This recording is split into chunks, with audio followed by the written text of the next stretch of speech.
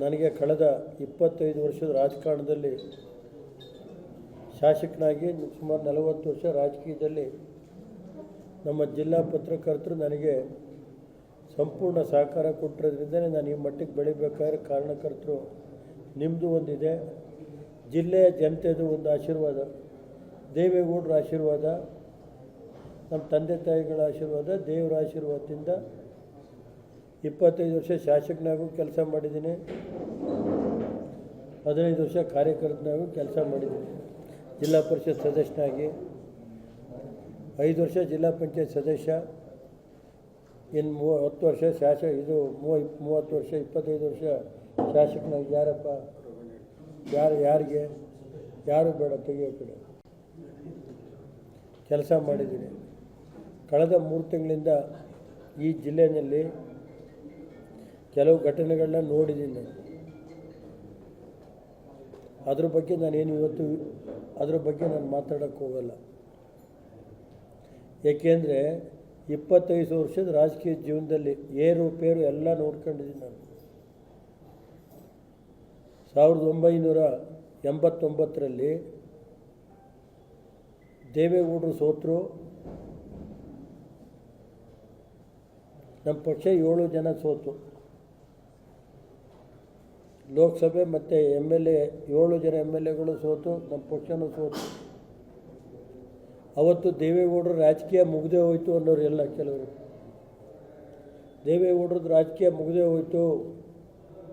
ಅದಾದಮೇಲೆ ದೇವೇಗೌಡರು ಒಂದೇ ವರ್ಷದಲ್ಲಿ ಮತ್ತೆ ಲೋಕಸಭೆ ಚುನಾವಣೆ ನಡೀತು. ಆವತ್ತು ದೇವೇಗೌಡರು ಲೋಕಸಭೆಗೆ ಆಯ್ಕೆಯಾಗಿ 90ನೇ ಇಸ್ವಿ ಲೋಕಸಭೆಗೆ ಆಯ್ಕೆಯಾಗಿ 94ರಲ್ಲಿ ದೇವೇಗೌಡರು ಮತ್ತೆ ಈ ರಾಜ್ಯದಲ್ಲಿ 4 ವರ್ಷದಲ್ಲಿ ಮುಖ್ಯಮಂತ್ರಿ ಇದ್ದಾರೆ. ಮತ್ತು 18 ತಿಂಗಳಲ್ಲಿ ಪ್ರಧಾನಮಂತ್ರಿಯಾಗಿ 118 ಸೀಟೇನು ಗೆದ್ದು ಅವತ್ತು ಮುಖ್ಯಮಂತ್ರಿ ಆದರು. ಮತ್ತು 17 ಜನ ಗೆದ್ದು ಲೋಕಸಭಾ ಸದಸ್ಯ ಹೊತ್ತು ದೇವೇಗೌಡರು ಪ್ರಧಾನಮಂತ್ರಿನೂ ಆಗಿದ್ದಾರೆ ರಾಜ್ಯದಲ್ಲಿ. ಇವೆಲ್ಲ ಸೋಲು ಗೆಲುವು ಎಲ್ಲ ನೋಡಿರೋರು ನಾವು. ಮತ್ತು 89ರ ಕತೆ. ಮತ್ತು 99ರಲ್ಲಿ 10 ವರ್ಷಕ್ಕೊಂದು ಸರಿ ರಿಪೀಟ್ ಆಗ್ತಾಯಿತ್ತು. 99ರಲ್ಲಿ ನಾನು ಸೋತೆ, ಈ ಕಡೆ ದೇವೇಗೌಡರು ಸೋತರು. ದೇವೇಗೌಡರು ಸೋತಂಗಿಲ್ಲ, ಗೊತ್ತಿಲ್ಲ, ನಾನು ಸೋತಿದ್ದು ಅವತ್ತು. 94ರಲ್ಲಿ ದೇವೇಗೌಡರು ಗೆದ್ದರು, ಇದಾಯಿತು. ಮತ್ತು ಇದು ಅದಾದಮೇಲೆ 2004ರಲ್ಲಿ 4ರಿಂದ ಸತತವಾಗಿ ಇವತ್ತು ನನ್ನ ಈ ಜಿಲ್ಲೆ ಜನ, ಹೊಳೆನರಸೀಪುರ ತಾಲೂಕಿನ ಜನ, ನಮ್ಮೆಲ್ಲ ಪತ್ರಿಕಾ ಸಹೋದರರು ದೇವರ ಅನುಗ್ರಹ, ದೇವೇಗೌಡರ ಅನುಗ್ರಹದಿಂದ ಶಾಸಕನಾಗಿ ಕೆಲಸ ಮಾಡ್ತಾಯಿದ್ದೀನಿ. ಮಾಡೋವಂಥ ಸಂದರ್ಭದಲ್ಲಿ ಈ ಜಿಲ್ಲೆಗೆ ನನ್ನ ಕೈಲಿ ಏನಾಗಬೇಕೋ, ಮಂತ್ರಿಯಾಗಿ ಅಥವಾ ಶಾಸಕನಾಗಿ ನನ್ನ ಕೈಲಿ ಏನಾಗಬೇಕೋ ಎಲ್ಲ ಕೆಲಸ ನನ್ನ ಕೈಲಿ ಮಾಡಿದ್ದೀನಿ. ಈಗ ಇವತ್ತಿನ ಸನ್ನಿವೇಶದಲ್ಲಿ ಕಳೆದ 3 ತಿಂಗಳಿಂದ ಘಟನೆ ನೋಡಿದ್ದೀನಿ. ಜಿಲ್ಲಾ ಮಟ್ಟದ ಅಧಿಕಾರಿಗಳು ಯಾವ ರೀತಿ ವರ್ತಿಸ್ತಾ ಇದ್ದಾರೆ ಅದೆಲ್ಲ ನಾನು ನೋಡ್ತಾ ಇದ್ದೀನಿ, ಅಬ್ಸರ್ವ್ ಮಾಡ್ತಾಯಿದ್ದೀನಿ.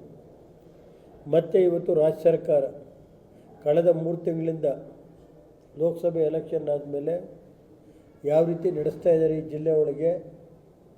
ಇವತ್ತು ಒಂದು ಕಡೆ ವರ್ಗಾವಣೆದು ದಂಧೆ ನಡೀತಾ ಇದೆ.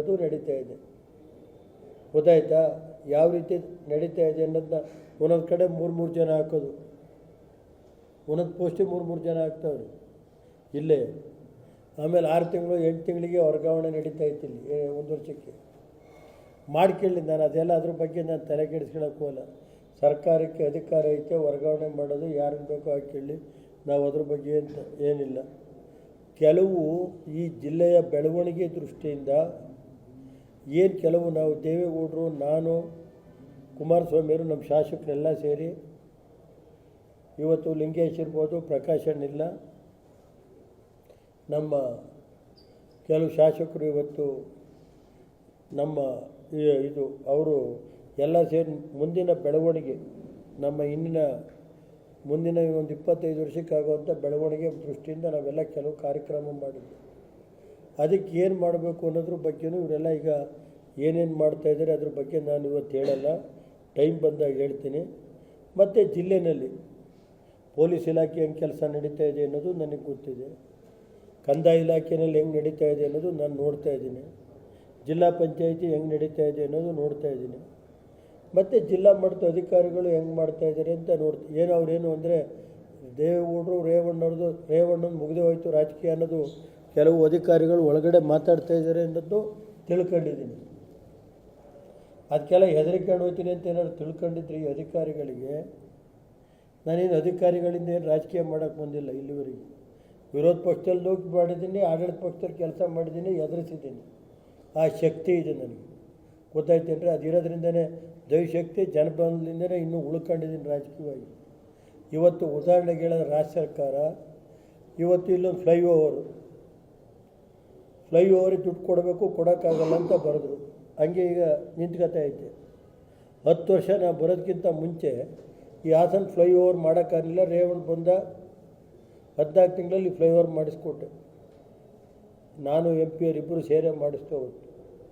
ಸುಮಾರು 900 ಕೋಟಿ ರಸ್ತೆದು 24 ಇದನ್ನು ಅಂಡರ್ ಪಾಸು ಇವೆಲ್ಲ ಮಾಡಿಸ್ಕೊಟ್ಟು. ಇವತ್ತು ಜಿಲ್ಲಾ ಆಸ್ಪತ್ರೆ ಇರ್ಬೋದು, ಕುಡಿಯೋ ನೀರು ಅವೆಲ್ಲ ಮಾಡಿದ್ದೀನಿ. ಅದು ಬಿಡಿ, ಸರ್ಕಾರದ ಹಿಂದೆ ಏನೇನು ಮಾಡಬೇಕೋ ಅಭಿವೃದ್ಧಿ ಇವತ್ತು ಹೇಳೋಕ್ಕೂ ಈಗ ಈ ಫ್ಲೈಓವರ್ಗೆ ದುಡ್ಡು ಕೊಟ್ಟಿಲ್ಲ. ಮೊನ್ನೆ ಕುಮಾರಸ್ವಾಮಿ ಅವರು ಹೇಳಿದರು, ನಾನು ಹುಟ್ಟೂರು ಸೋಮಣ್ಣರೇ ಹೋಗಿ ಇವರು ಸರ್ ಈ ಥರ ಹಿಂಗಿದೆ, ಜನಕ್ಕೆ ತೊಂದರೆ ಐತೆ ಅಂತ ಸ್ವರೂಪೇನೋ ಹೇಳ್ತಾವನೆ ಅಂತ ಕುಮಾರಣ್ಣ ಇವ್ರಿಗೆ ಸೋಮಣ್ಣರಿಗೆ ರಾಜ್ಯ ಸರ್ಕಾರ ಕೊಡೋಕ್ಕಾಗಲ್ಲ, ಕ್ಲಿಯರಾಗೇ ಬರೀಬೇಕು. ರಾಜ್ಯ ಸರ್ಕಾರ ಕೊಡೋಕ್ಕಾಗಲ್ಲ ದುಡ್ಡನ್ನು, ಬೇಕಾದ್ರೆ ಇನ್ನೂ 10 ವರ್ಷ ಬಿದ್ದಿತ್ತು, ಇನ್ನೂ 10 ವರ್ಷ ಬೀಳಲಿ, ನಾವು ಕೊಡಲ್ಲ ಅಂತೇಳಿ. ಅದಕ್ಕೆ ಕುಮಾರಣ್ಣವರು ರೈಲ್ವೆಯಿಂದ ಮಾಡಿಸ್ಬೇಕು ಅಂತ ಹೇಳಿ ಪ್ರಯತ್ನ ಪಡ್ತಾ ಇದ್ದಾರೆ.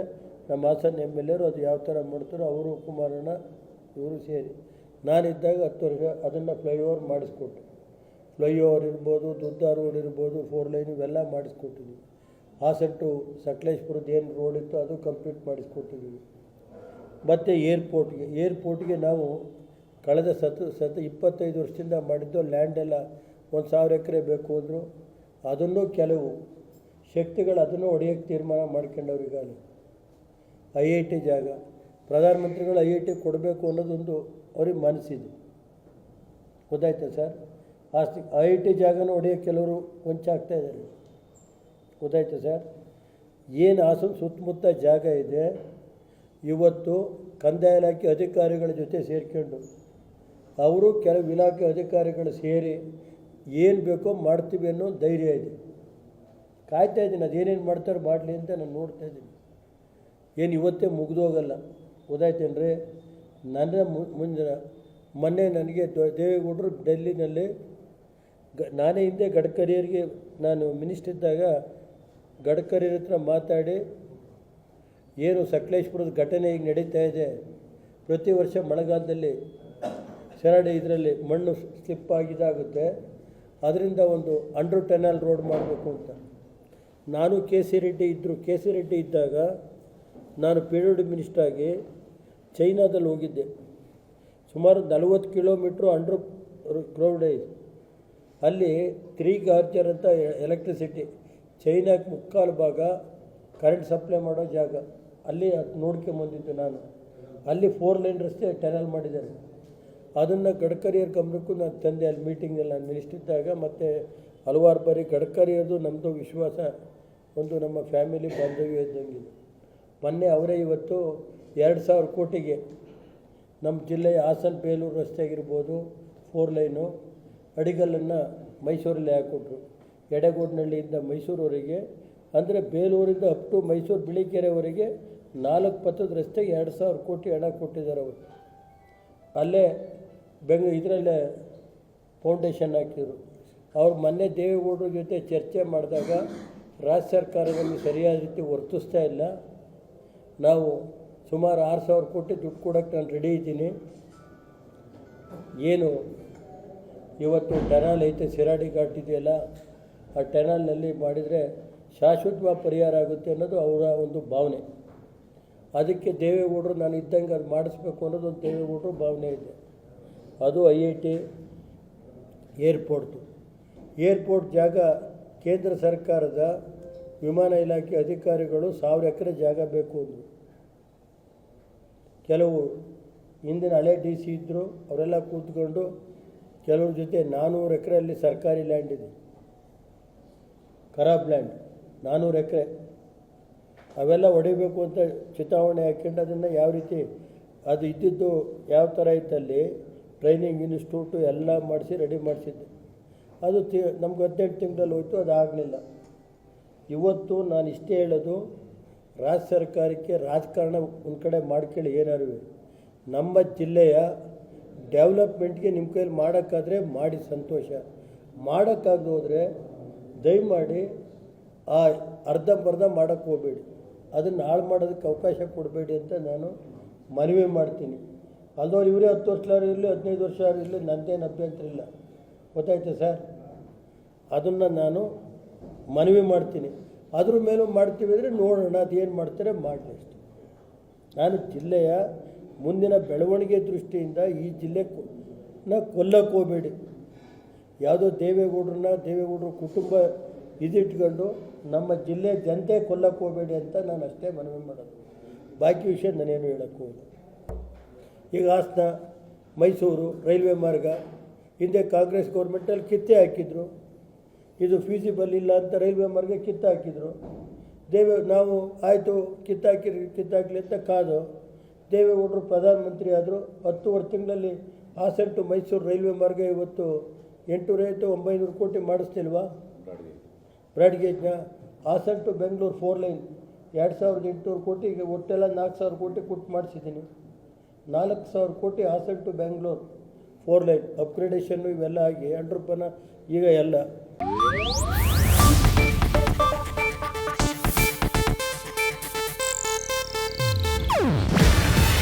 ಇದು ಏಷ್ಯಾನೆಟ್ ನ್ಯೂಸ್ ನೆಟ್ವರ್ಕ್ ಪ್ರಸ್ತುತಿ. ನೀವು ನೋಡ್ತಿದ್ದೀರಾ ಏಷ್ಯಾನೆಟ್ ಸುವರ್ಣ ನ್ಯೂಸ್.